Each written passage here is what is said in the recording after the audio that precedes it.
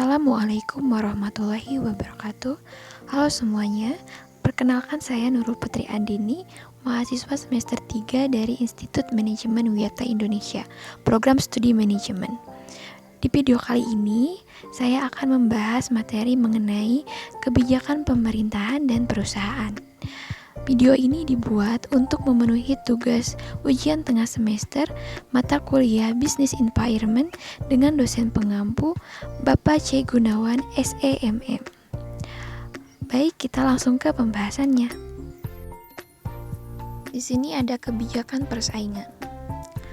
Persaingan adalah suatu konsep yang kerap digunakan dalam ilmu ekonomi untuk mengerti bagaimana pembentukan harga pasar dan keputusan penetapan harga oleh suatu perusahaan atau penjual.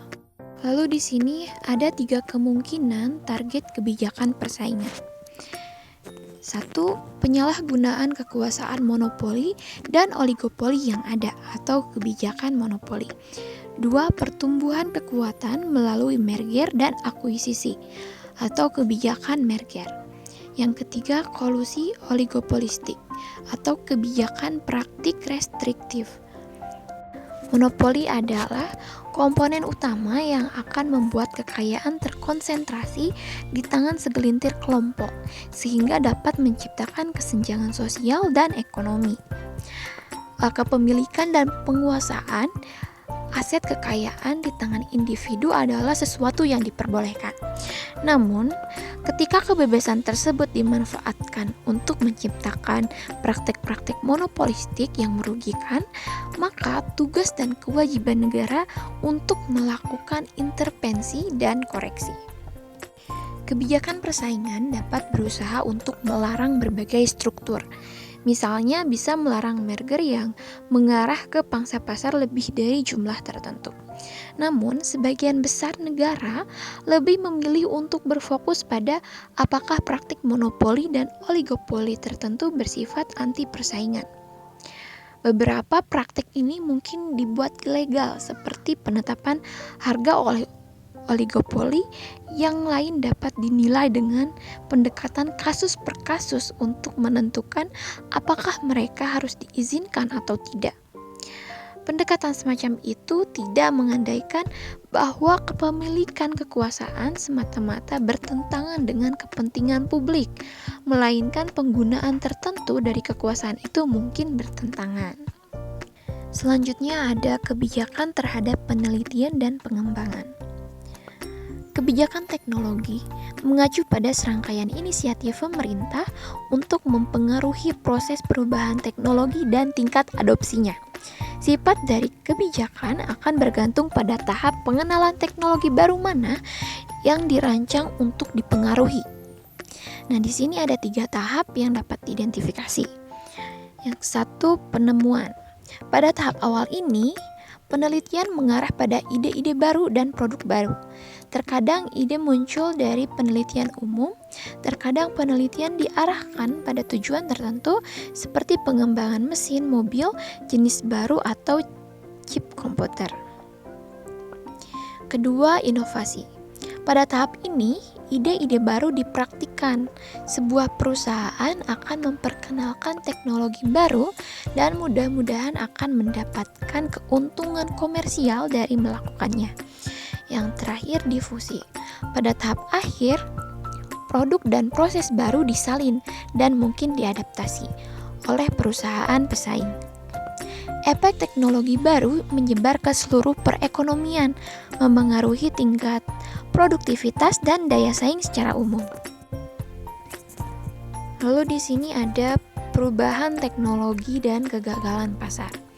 Sistem pasar mungkin gagal menyediakan faktor-faktor penting untuk memulai perubahan teknologi, dan ada beberapa alasan untuk ini, yaitu sebagai berikut. 1. Struktur pasar monopolistik dan oligopolistik. Semakin pasar didominasi oleh beberapa produsen besar, semakin sedikit insentif yang mereka miliki untuk melakukan R&D dan berinovasi sebagai cara untuk mengurangi biaya.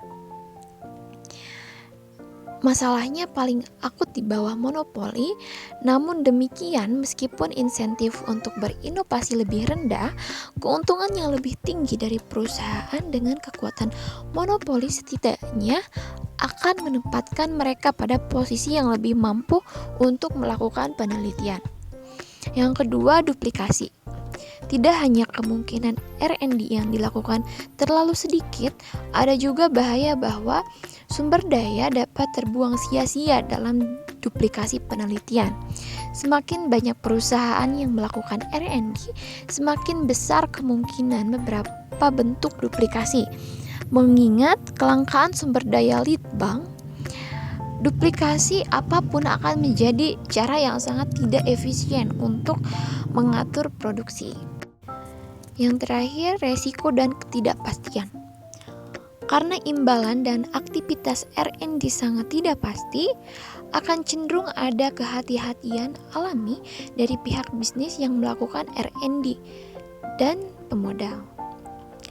Hanya aktivitas R&D yang memiliki potensi pasar yang jelas atau berisiko rendah yang kemungkinan akan dipertimbangkan. Telah ditemukan bahwa pasar keuangan khususnya akan cenderung mengadopsi strategi penghindaran risiko dan gagal menyediakan kumpulan dana jangka panjang yang memadai. Bentuk-bentuk intervensi. Upaya untuk memperbaiki kegagalan pasar di atas dan mengembangkan kebijakan teknologi dapat mencakup penggunaan berikut ini. 1. Sistem paten. Penguatan hak hukum atau pengembangan produk baru akan mendorong bisnis untuk melakukan R&D karena mereka akan dapat memperoleh hasil yang lebih besar dari investasi R&D yang berhasil. Kedua, penyediaan publik. Dalam upaya untuk mengatasi masalah pre-rider dan inefisiensi duplikasi R&D, pemerintah dapat menyediakan R&D sendiri, baik melalui lembaga penelitiannya sendiri atau melalui pendanaan ke universitas dan dewan penelitian lainnya. Ini sangat penting dalam kasus penelitian dasar, di mana hasil potensial jauh lebih pasti daripada penelitian terapan. Selanjutnya, subsidi lead bank. Jika pemerintah memberikan subsidi kepada bisnis yang melakukan kegiatan R&D, hal itu tidak hanya akan mengurangi biaya dan risiko bisnis, tetapi juga dapat memastikan bahwa hasil dari kegiatan R&D lebih cepat menyebar ke seluruh perekonomian daripada yang diharapkan. Ini akan membantu meningkatkan tingkat inovasi teknologi secara umum. Selanjutnya, R&D kooperatif. Mengingat bahwa manfaat perkembangan teknologi dapat digunakan secara luas, pemerintah dapat mendorong kerjasama R&D. Pemerintah dapat mengambil berbagai peran di sini, mulai dari terlibat aktif dalam proses R&D hingga bertindak sebagai fasilitator. Menyatukan bisnis sektor swasta. Keuntungan utama dari kebijakan ini adalah tidak hanya akan mengurangi potensi duplikasi, tetapi juga mendorong penyatuan sumber daya litbang yang langka. Selanjutnya, kebijakan difusi. Kebijakan tersebut cenderung terdiri dari dua jenis, yaitu penyediaan informasi mengenai teknologi baru dan penggunaan subsidi untuk mendorong dunia usaha mengadopsi teknologi baru. Yang terakhir, kebijakan lainnya. Berbagai macam kebijakan lain terutama diadopsi untuk tujuan lain, mungkin juga mempengaruhi R&D. Ini mungkin termasuk kebijakan pendidikan dan pelatihan, kebijakan persaingan, kebijakan dan prakarsa pertahanan nasional, dan kebijakan tentang standar dan kompatibilitas. Selanjutnya, kebijakan terhadap pelatihan. Jika pelatihan diserahkan kepada pemberi kerja, tunjangan akan menjadi eksternalitas jika pekerja pergi bekerja di tempat lain. Masyarakat mendapat manfaat dari pelatihan tersebut, tetapi perusahaan tidak. Oleh karena itu, pasar bebas akan memberikan jumlah pelatihan yang kurang optimal. Semakin banyak tenaga kerja bergerak dan semakin dapat ditransfer keterampilan yang diperoleh dari pelatihan, maka semakin besar kemungkinan pekerja akan pergi dan semakin sedikit keinginan perusahaan untuk berinvestasi dalam pelatihan. Di Inggris, ada 3 perputaran tenaga kerja yang tinggi.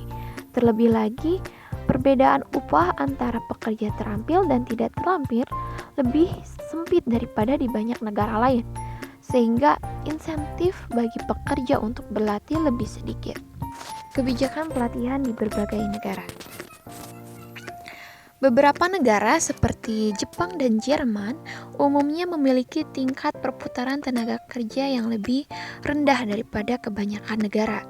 Di Jepang, khususnya, adalah hal yang umum bagi para pekerja untuk tetap bersama satu pemberi kerja sepanjang karir mereka. Di sana, hubungan antara pemberi kerja dan pekerja jauh melampaui pengaturan ekonomi jangka pendek yang sederhana. Pekerja memberikan loyalitas dan komitmen kepada majikan mereka yang sebagai imbalannya hampir menjamin pekerjaan jangka panjang dan memberikan berbagai tunjangan seperti perumahan, penitipan anak, skema liburan, dan perawatan kesehatan. Tidak mengherankan jika perusahaan Jepang banyak berinvestasi dalam pelatihan. Mungkin hanya sekian yang bisa saya sampaikan mengenai materi ini. Mohon maaf apabila ada kekeliruan dan kekurangan, dan semoga apa yang saya sampaikan ini bisa bermanfaat.